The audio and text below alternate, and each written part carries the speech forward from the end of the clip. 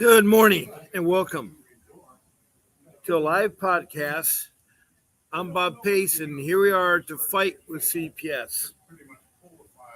You found me on Facebook, Fight CPS with Bob Pace. You're at the right place. This is an interactive podcast that's on twice a day, 7 days a week.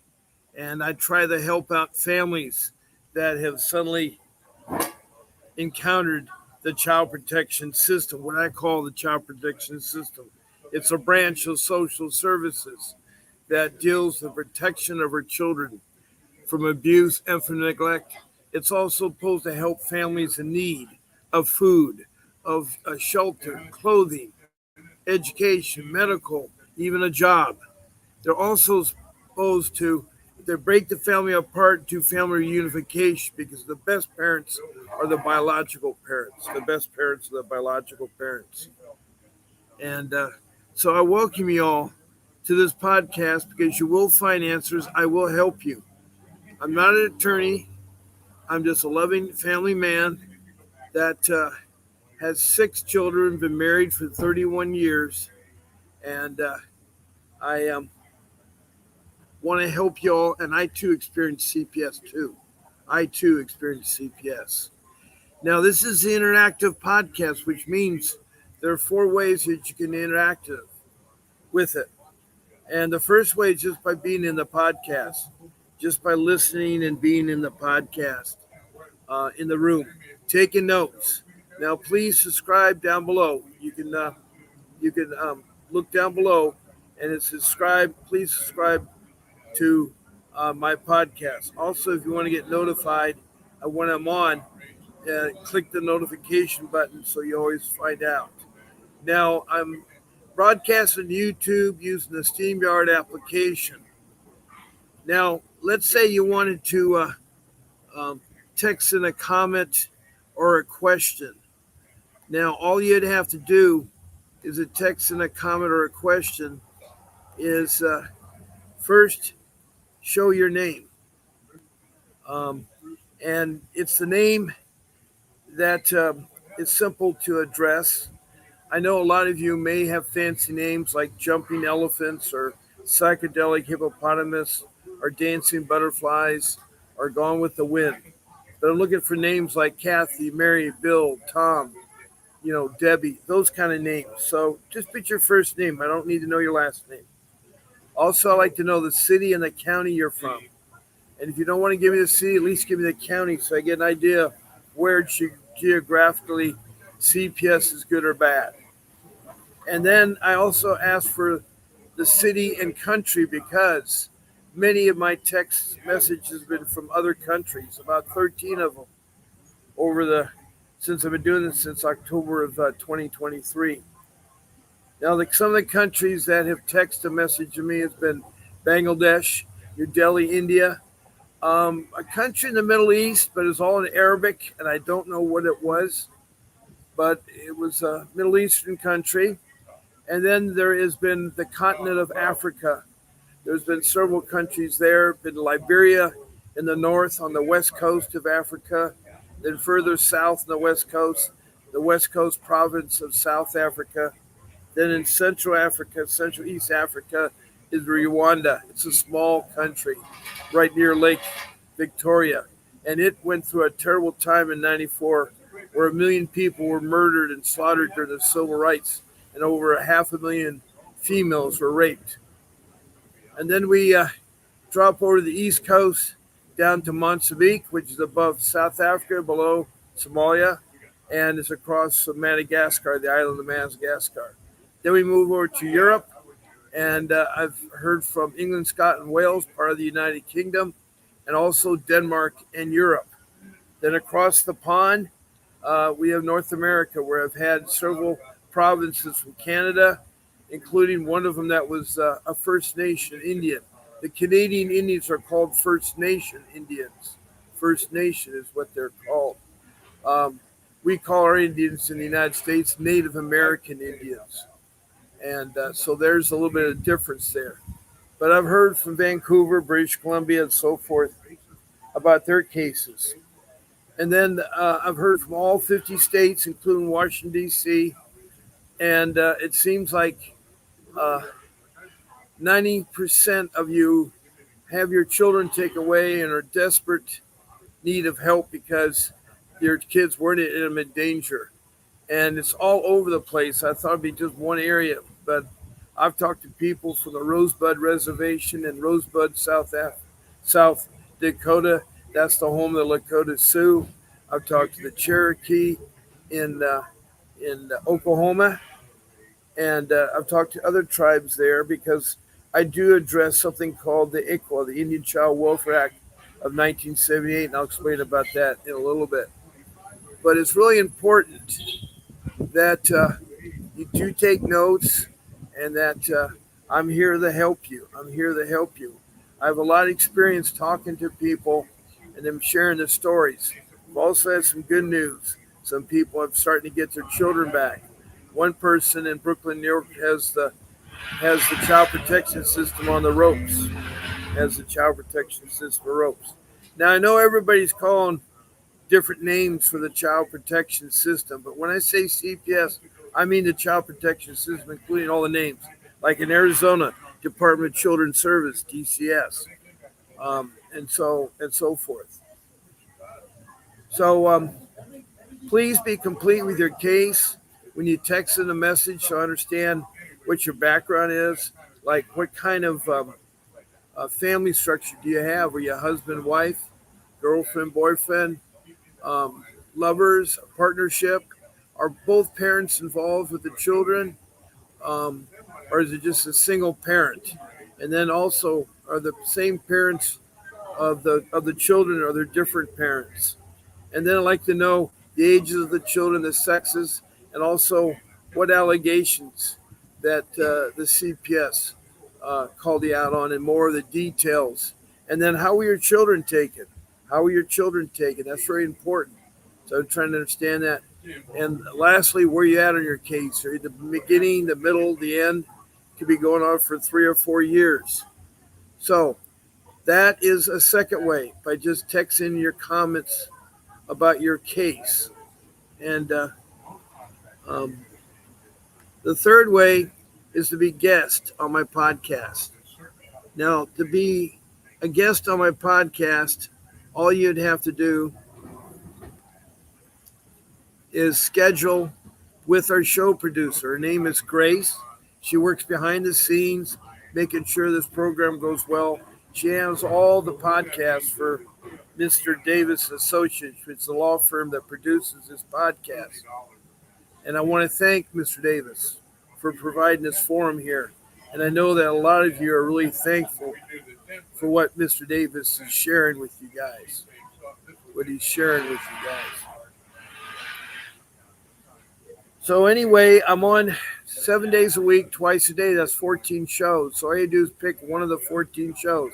I come on at 10 o'clock in the morning, Pacific Standard Time. Then again at 7 p.m. In the evening at Pacific Standard Time. They're both 1 hour long shows.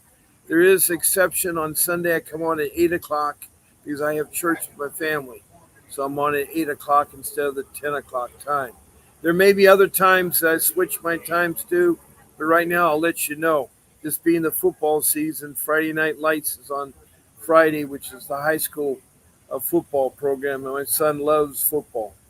So anyway, I'll let you know in advance. So all you do is send her the email to grace@vincentwdavis.com. That's grace@vincentwdavis.com. And you let her know whether you want to be in the morning show, evening show, Saturday, Sunday. All you have to do is say evening, morning, and one of the weekdays. And there's 14 shows, and you can be on every day if you want. Now, I can handle as many as 9 guests. That makes it 10 max. And she'll tell you what you can do as a guest on the podcast. There is no eating or smoking on the podcast, including chewing gum or snacks or ice, make any kind of noise there. And then furthermore, it's very important that we don't use the first names of children or the judges or the social workers. And we want to be complete with our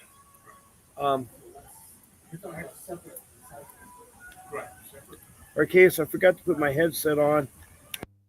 Be better or worse. worse. I don't know if this is better or not. We'll see how this works here.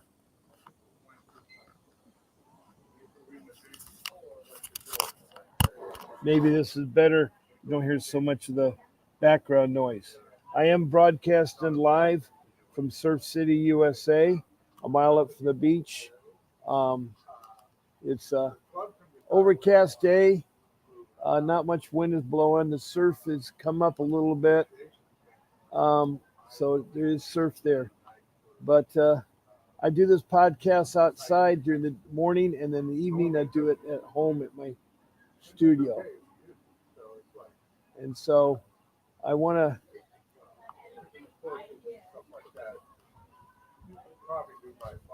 assure you that this podcast is to help you. You're the ones that tell me what you want on your podcast, what you want there, and what we can talk about and so forth. So when Grace gets your email, she'll send you a link, and don't lose the StreamYard link. And if you happen to be knocked off, use the same link that she gives you. It'll work. So it is a workable link. And I look forward to having you as my guest on here. Now, the fourth way to interact here is the call into my show. I have an office phone number. It's up on the screen. And I know you see two numbers. The number I'm talking about is the one in blue and white. This is Bob Pace's call-in number. You call in the number 626-698-0990. That is my call-in number to reach my phone line direct. And I will answer between my showtime hours. If you call me before my showtime, after my showtime, leave me a message and I'll get back to you with a text message about what show hours you can be talking to me with. So the phone is live. Please call in at 626-698-0990. So I've told you 4 ways to work with this podcast. One is just to be in this room. Also, I forgot to mention, it's good to use emojis like smiling faces, thumbs up, and hearts. Also, there's stars too. Please pick stars, and that helps out this podcast, helps out Mr. Davis. And there's another number you're probably wondering about what this other number, 888-888-6582. That's Mr. Davis's office number. And he can be reached at that number if you want to talk about retaining him or any of his other attorneys. Just make sure you tell him that Bob Pace sent you. And then also, when you talk to Mr. Davis, say Bob Pace sent you. So that number is a good number to call him. And he'd love to talk to you about the retainer and what he can do for your case. And I will be talking about Mr. Davis again. He has 35 years of experience fighting CPS. He's well versed in dependency law, which is what you're involved in. It's juvenile family dependency law, what this whole thing is about. And so I really want to help you, and so does he. And so the other number is the office. So I've given you 2 numbers up there. Now the bar that is running across the bottom of the screen, I'll blow that up so you can see it, is another way that you can talk to Mr. Davis. And I did a special arrangement with Mr. Davis that he will offer, well, you can book a discounted Zoom consultation with Mr. Davis. And that's for 30 minutes. And the price for that is $60. All you have to do is you have to go to https://candly, CALENDLY.com/apps, APPTSVWD/Bob Pace, BOBPACE. It's the bottom of my screen. That's the way you can book that special rate. It's the only way. If you call in, he'll talk about his other rates. But if you want to get the special rate, you have to go to that website I have at the bottom of the screen. and you can see it going across. I'll leave that up. So I'll leave my phone number, and I'll leave how to book him. And you probably, it's very important you do talk to him, because here's the problem. And I'm going to go with my rule number one. You're going to be fighting an entity that's very corrupt, not transparent, and all they do is want to make money off your children. They want to traffic your child. They want to alienate your child. They want to get them into foster care. They're very corrupt. As I said, they're not transparent. And so you have to get somebody that knows how to work with that agency, to fight that agency. Now, fighting CPS is just like open heart surgery. If you're going to have open heart surgery, you're not going to get a plumber or a mechanic to do it. You're going to get a bona fide doctor who's gone to medical school, did an internships, got a license, and furthermore, um, did a mentor program learning how to operate on your heart and so forth. That's the kind of expertise you need. That's why I stress you need to contact Mr. Davis, because he will show you. He will show you how to strategize and how to interface with the Child Protection Agency. He'll tell you how to get your child back. And if you like him, you can discuss the retainer, and then you can hire him. He works in Northern California. He has a case up there in Merced County. He has several cases down in Arcadia, down in the south end of Los Angeles in Orange County. And he also has a case in Oklahoma. He will work with you in any of the states, so he's well versed. He's well knowledgeable. In fact, he's a trial attorney.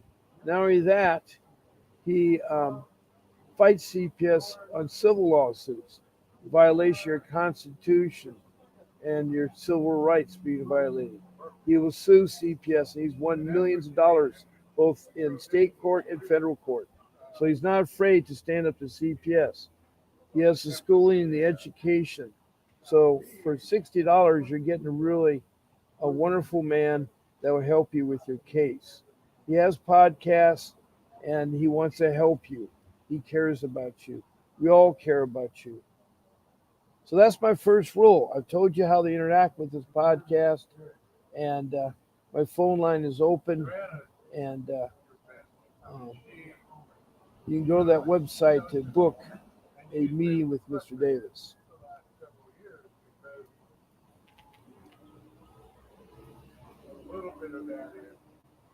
Now, some of my room regulars, like Faye Manley from Richmond, Kentucky, should be here, and sometimes I have to check on her because she has some great news to tell me the other day. But then last night she was feeling really down and sick and stuff. So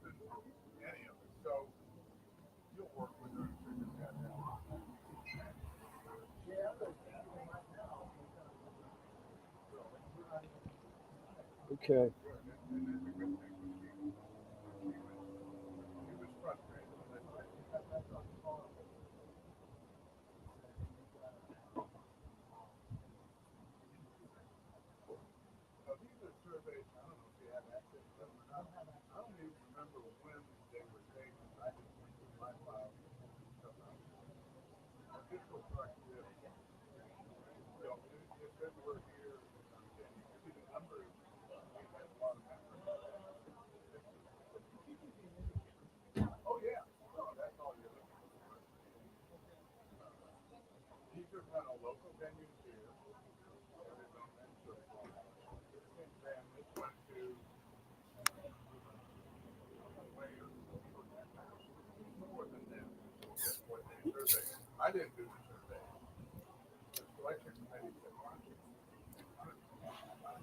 Okay.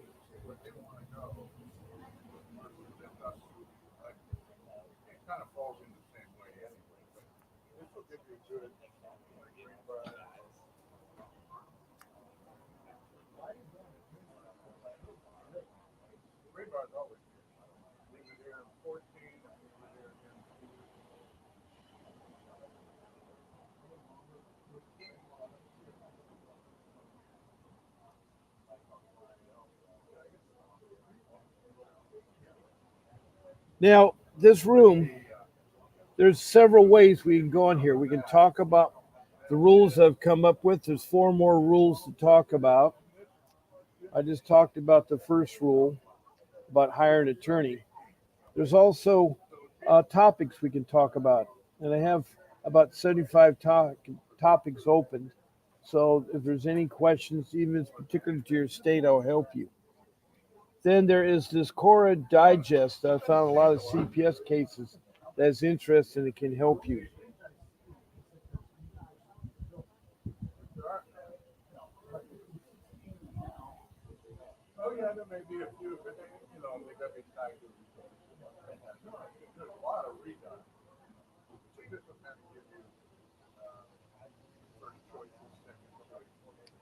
So right now, um, I have no idea. It's the phone numbers available, and I have seen no text messages. But I'd love to help you. I'd love to make this room how you like it to be. As I say, it's interactive, so you're in control of the room. And I don't want to certainly bore you to death repeating the same things day after day. I don't mind because a lot of you are new listeners and some of you that may need to know things. But I like some input. Now, this particular agency, I've already said, is pretty negative comments about them. But we still need the agency to save our children. You know, from neglect and abuse. You know, this is so sad because this agency has become corrupt. It's no longer uh, a trusting agency. They don't like parents. They don't like family reunification. They certainly try to do their best to break your children apart. They're very vindictive. They're so vindictive that they stole my young daughter and made my daughter do things that was not true to do. And it hurts for me to talk about that because she's 22. She was taken from me when she was 12 years old of age. And the type of social workers that you may envision or you may have are pretty low. They're not very nice. They're not professional, and they certainly are not. They seem to be chasing the wrong people. They like people that have lost jobs or low income that they know they're not going to afford an attorney to fight them. They hope you take what's called a court appointed attorney. The problem with the court appointed attorney is they're not well trained in law. They only have criminal law background. They don't have the family, juvenile, or dependency law background. They also will not fight for your case. They're not paid very much, and they have a workload of 30 or more clients, so they don't have time for everybody. And they'll just do a mediocre job in court. They're friends of the judge, friends of the social worker attorneys. So they really are not going to fight your case. That's why I stressed upon the importance of getting an attorney. I know you guys are struggling, so I can't do it. You're going to have to do something, borrow money from family or friends, put something up as collateral, take a credit line if you own a home. Because once you do, you'll see the difference if you can hire an attorney. It's got to be a good attorney. I've already given you one, it's Vincent Davis. And he's a straight shooter and he'll steer you right. He'll steer you right.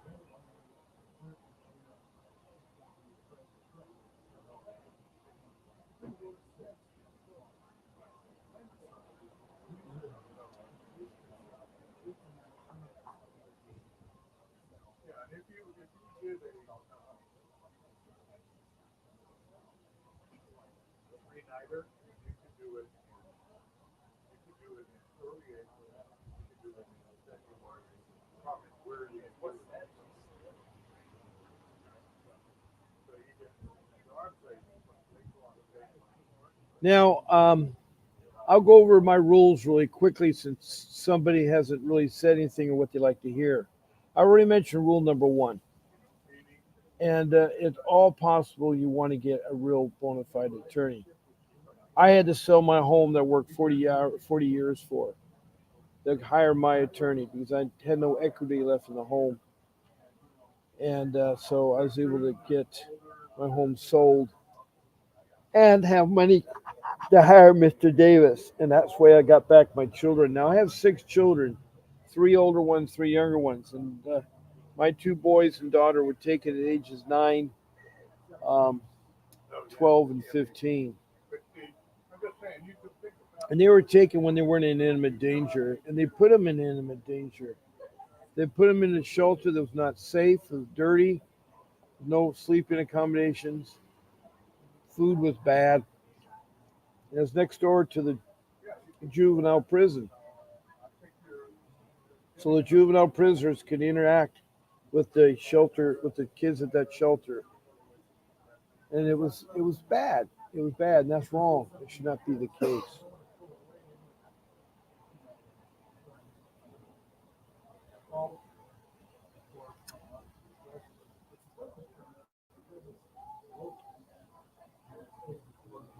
But that's what I'm trying to tell you right now. Um, it's so important to have this representation here with the attorney. Um, I have another rule. Rule number 2 is organize your paperwork. I was bad with paperwork. I had my stuff on envelopes, post-it notes, all over the place. You need to take all your notes and all your items to deal with the court into a notebook. You need to get a 8.5 by 11 inch notebook, 3 inches thick, a 3-ring binder. Stuff it full of college rule notebook. And one of the most important documents is a timeline, your incident sheet, where you list all the incidents, whether they're family and friends, whether they're from the school district or the police or CPS or a neighbor or your children. You need to write down all the incidents, the date, the time. So what you do is you put the date, the time, and then the location, the people you talk to. Then after that, then you got to think about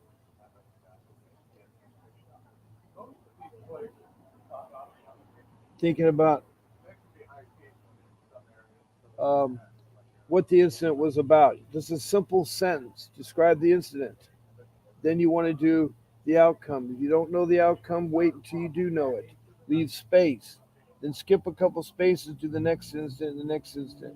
Soon you have all the incidents done by chronological date order, and that way you'll know who it's from and what's it for and so forth. So it's very, very important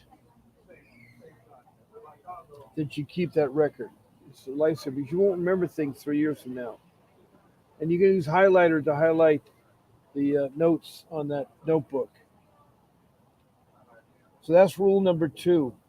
Rule number 3 is the one that's really kind of scary because so many of you, including myself, want to open the front door and allow strangers to come to my house. You don't want to do that. The reason why I'm saying that is there's been too many people opening the door and being shot to death. There's a case of Roger in Florida, the Gainesville Sheriff Department, that came over to his apartment to investigate domestic violence. He had the wrong apartment. They said it was the right one, but he had wrong because the gentleman he tried to talk, he didn't really try to talk to him, but the gentleman he killed or murdered was on the phone talking to his girlfriend at FaceTime. And the way the sheriff approached the situation, he banged on the door, didn't say anything the first time. The next time he banged on the door and said where he's from and so forth. But when the gentleman opened up the door, this other guy there opened up fire and shot him with the coke.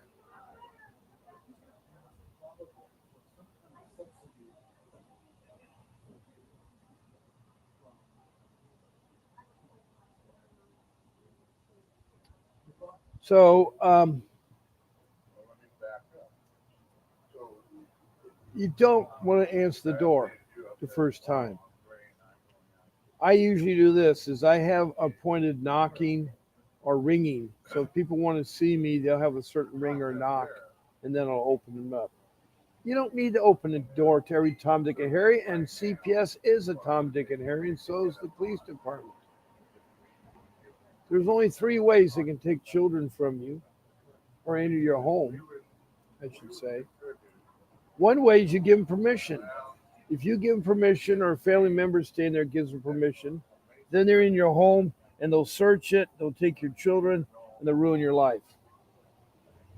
So if you're in your home, you hear the knocking, then don't answer it, and hopefully they'll leave a business card of who came by and stop, and then you're going to call them. But you're going to need an attorney.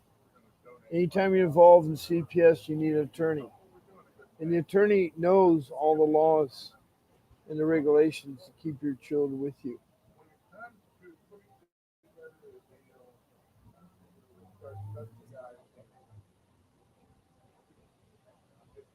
So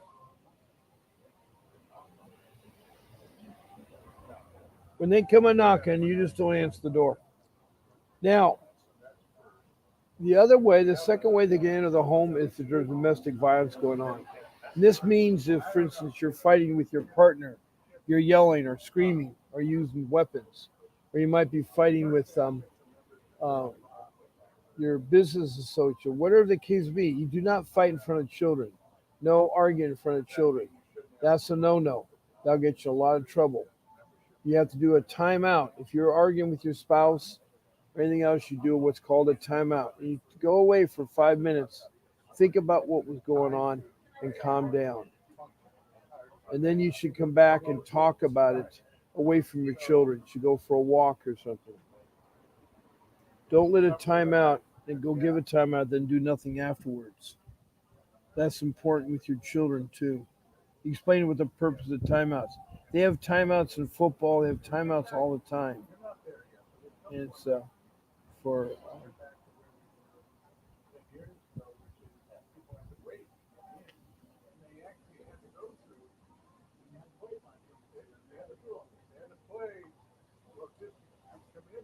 so those timeouts, like with your kids, that's a good way to discipline them. You don't want to use spoons or branches or belts because they leave marks, and that's not nice to kids.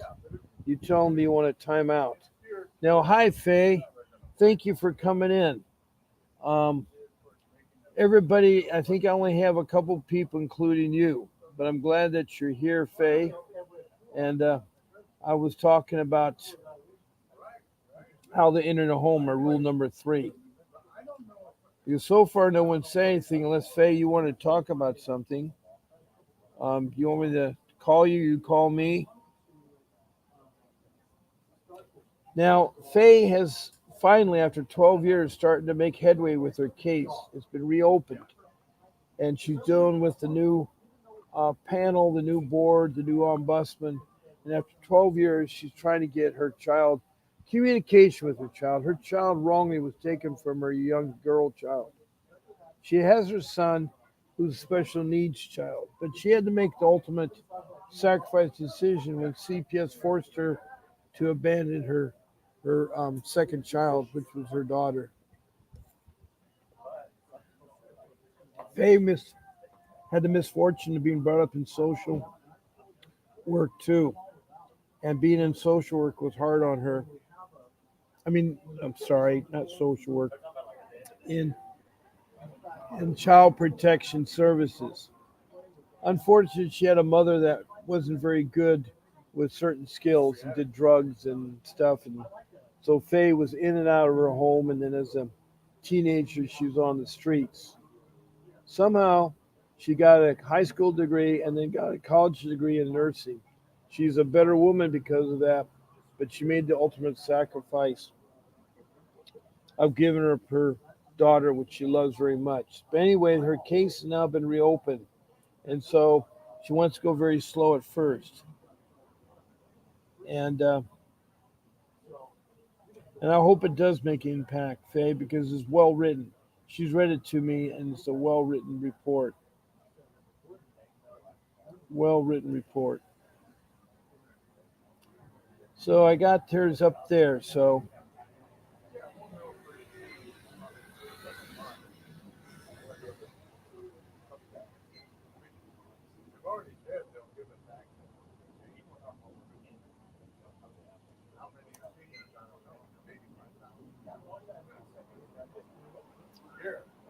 Um,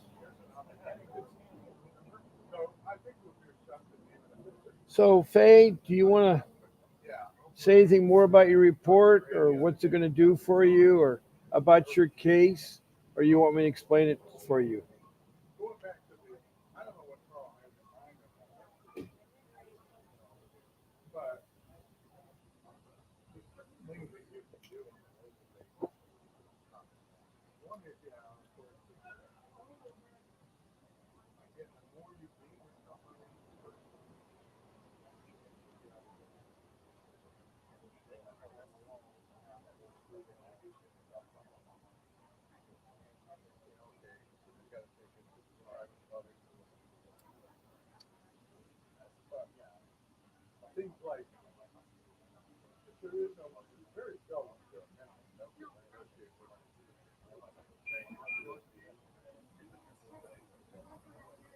Now, there are three ways to enter your home. I already talked about the first two. One, you give permission. Two, there's danger going on. If the child is being hit or hurt, the police and the social workers will enter your home. The third way is if they have a warrant. And a warrant is a legal piece of document that they get from a judge in court. It's got to be issued on regular work days. Judges do not work on holidays or the weekend. So the dates are those weekends or those dates. That's one thing that the report probably is a copy. So you got to be careful. They will lie. They will fudge a document.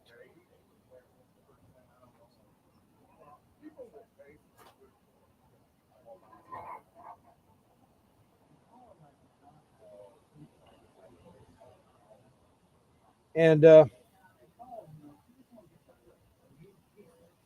it's got to tell explicitly what's the for.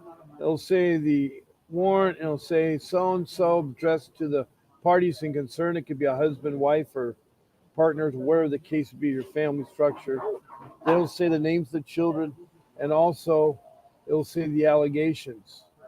Furthermore, they'll say, when they can come to investigate, what they can do. Can they inspect the house or talk to you, what it is?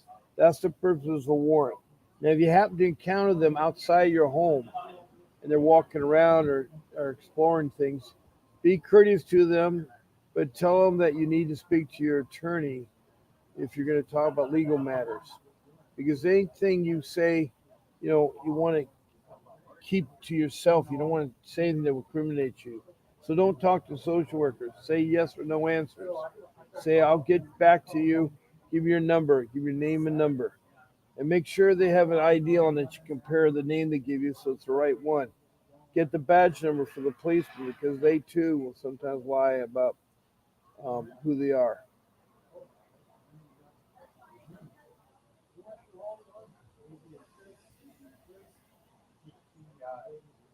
Now, there's a part of this, it's a, when you're talking to them, you can say time out. I need to speak to my attorney. There's nothing wrong with saying that.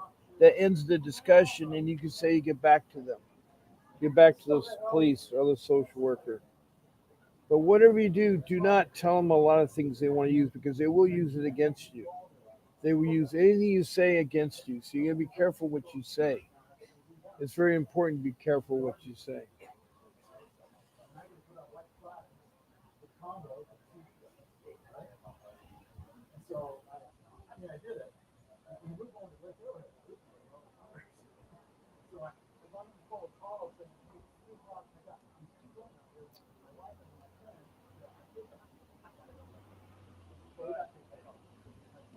Now, Faye has also typed in something here.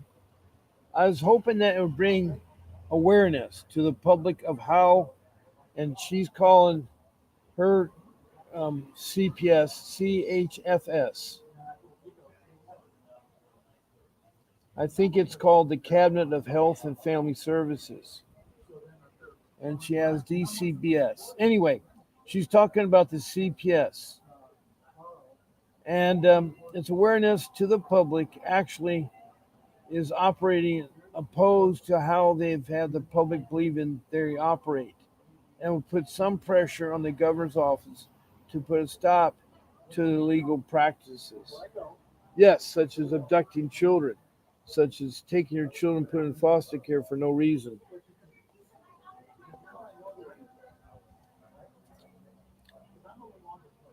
Thank you, Faye. I like what you said there.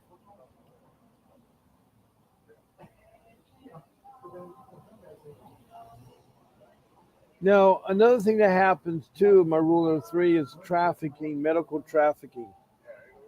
That's where they actually steal your children at the hospital. You take them to urgent care or the emergency room because they have severe heat, fever, and so forth. Unbeknownst to you, social workers working there, they can somehow interpret things and try to attempt to take your children. At no times talk to them. Do not talk to case workers there. And certainly do not give up your children. Do not give up your children. Be awful, awful careful there.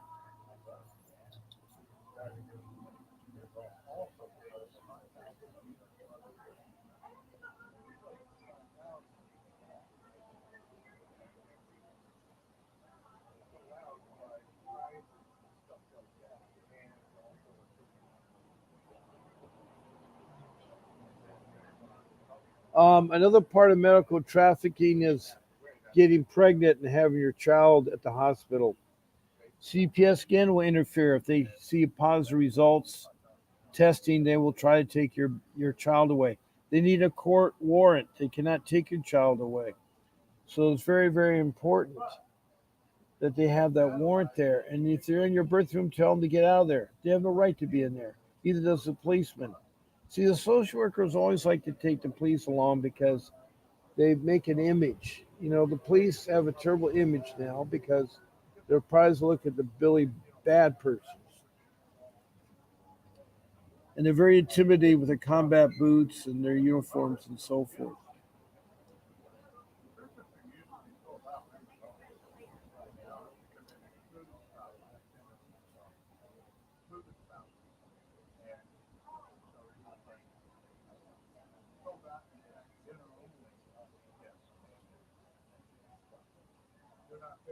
Now, Faye says, I'm hoping that it'll bring awareness to the public of how CHFS/DCBS actually is operating opposed to how they have the public believing they operate. And it'll put some pressure on the governor's office to put a stop to the legal practices. I hope it does, Faye. I hope the governor, can put a stop to that because it's sad that the agency has gotten so corrupt. That's wrong. That's certainly wrong there.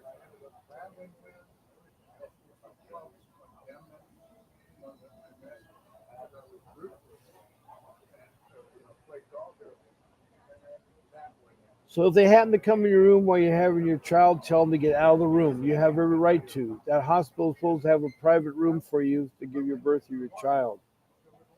So make sure you ask the doctor or the doctor's nurse to excuse the child protection agency from interfering with your schooling. And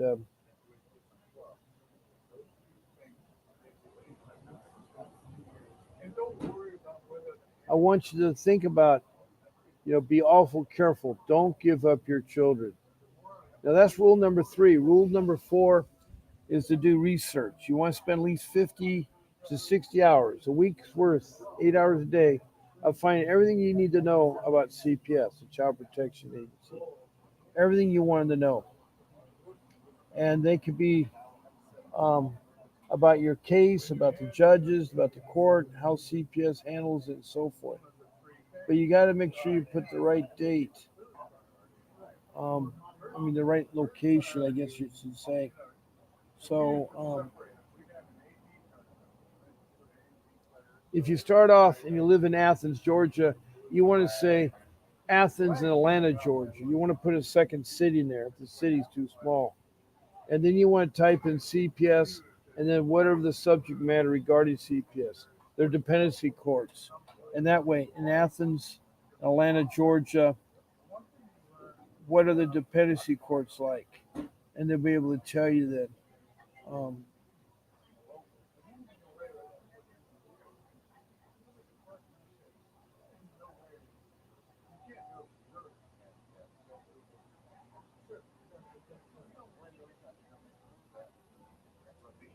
so that ends that rule number 3. I'm talking about rule number 4. is doing the research. Doing the research.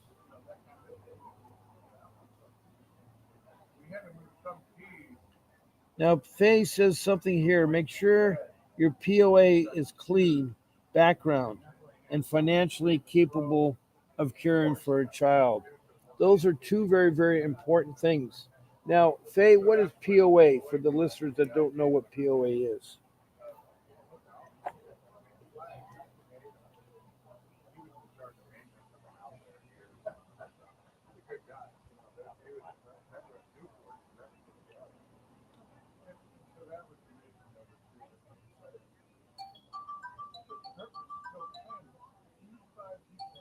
Now, if you have hiccups, don't panic. There are parenting classes and programs you can take that will help your case. I missed a comment. Okay, well, the comment hasn't come in. Um,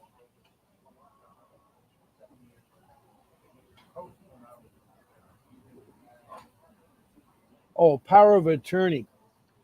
Okay, I guess I thought I put that up. I guess I didn't put that up. I'm sorry, Faye. My comments didn't come in clear enough. Faye says if you're going to have your baby in a hospital, have a standby power of attorney sign and notarize just in case. That way, if they try to take your baby, the designated point of attorney can take custody in the event of something goes wrong.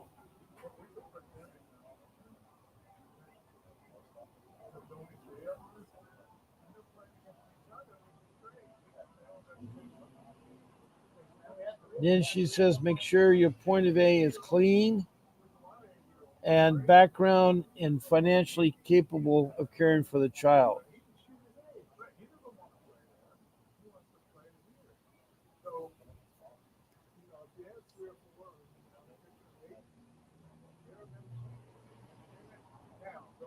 Now, I was telling you about learning everything is. You want to spend at least 60 hours at rule number 4, and learn everything is about your CPS case. There are things that will help you there that you need to find out about. And last, I'm a rule 5, which Faye helped me come up with. And that's the rule to put all your children's important documents like their birth certificate and their social security card and their grade reports, their medical reports, anything that would be beneficial, shot records, those kinds of things. So it's important to list the missing things there. Marriage certificate, I said, driver's license. So you fill this whole folder full of all these important documents. See, another thing, when you have a baby, you're very important. You get a birth certificate and a social security number before you leave. You get a birth certificate and a social security number before you leave. And that is really, really important there.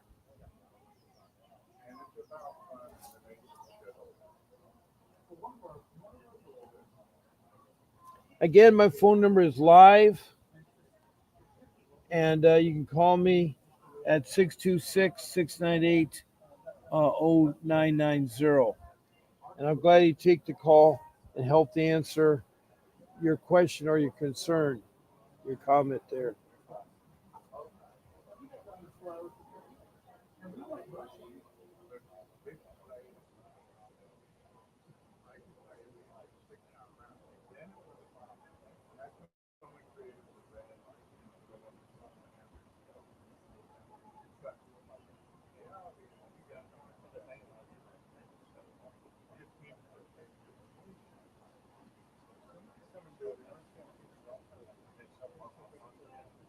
So in that folder, you put all those documents to keep with you at all times because they're going to ask you.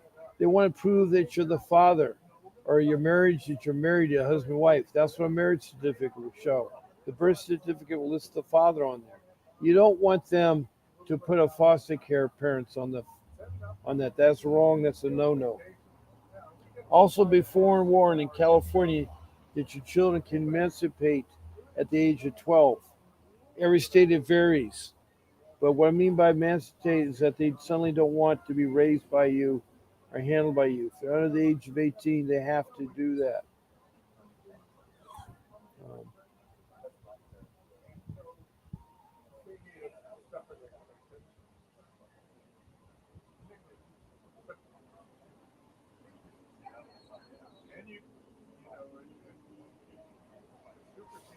so those are my 5 rules. Rule 1 was the attorney. Rule 2 was the notebook. Rule 3 was don't open your door and don't let your children in and don't give them up. Also, watch out the medical, whether your children are sick or whether you're pregnant, you're having a baby. Rule 4 is to study everything you need to know about CPS. And then Rule 5 is an important folder with all your documents in there. Now, Faye is re-emphasizing the mental and health records of parents and children. Do not give your original birth certificates or associate to CPS. Don't give the originals. You need to hang on to it. They have no right to ask for the originals. They have no right.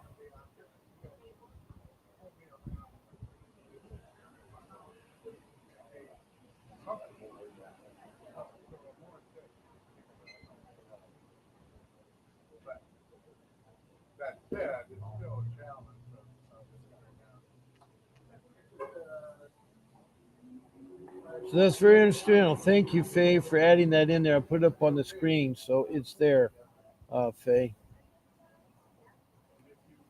Okay, we have about 8 minutes left. My phone number is up there for all of you that want to call in and ask a simple question. Uh, that'd be great. Um, Also, Faye has another thing she's added. Make sure you file for new babies' birth certificates right away because if CPS takes your baby and no birth certificate is on file, yet they will apply for one and you will not even have original with your information on it.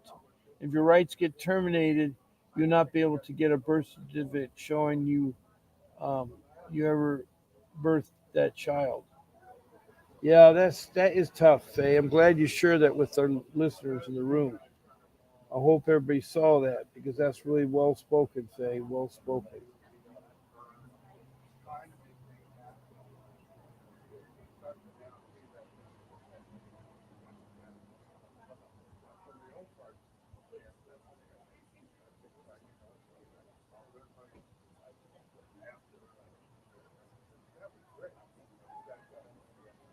So there's something I mentioned earlier in my podcast. Here is something called ICWA, the Indian Child Welfare Act of 1978.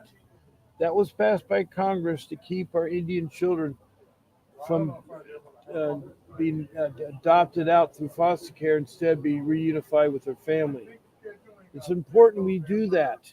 Now, what that means is that CPS has to contact the tribes and see if the children are registered with that particular tribe or could be registered. There's 548 tribes that you could apply to.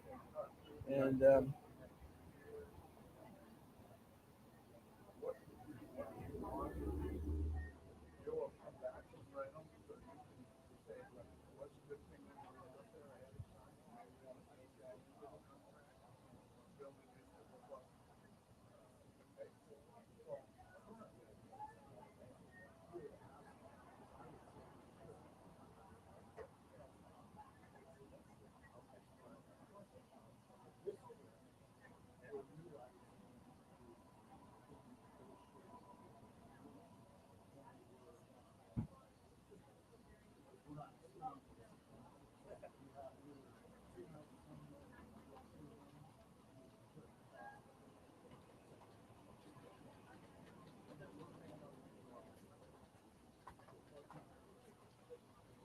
yeah, I dropped something on the ground, but I picked it up as my notes here.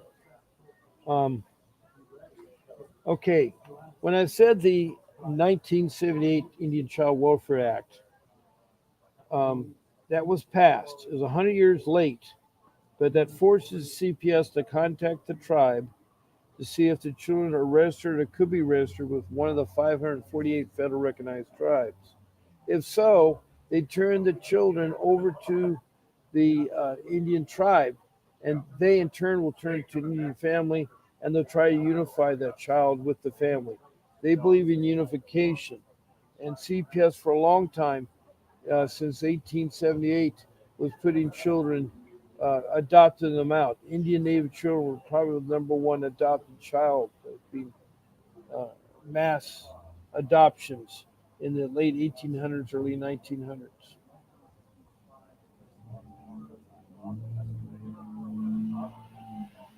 So thank you, Faye, uh, for sharing that.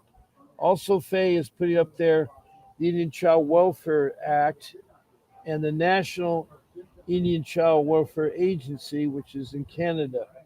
It's also part of it in the USA. It's quite interesting that they have these things that reservations have. Reservations property is not U.S. property; it's their own property, and they're entitled to have lands themselves called reservations. Anyway, the Indian Child Welfare Act is in the United States. The National Indian Child Welfare Agency is in Canada, and it's interesting how they are different.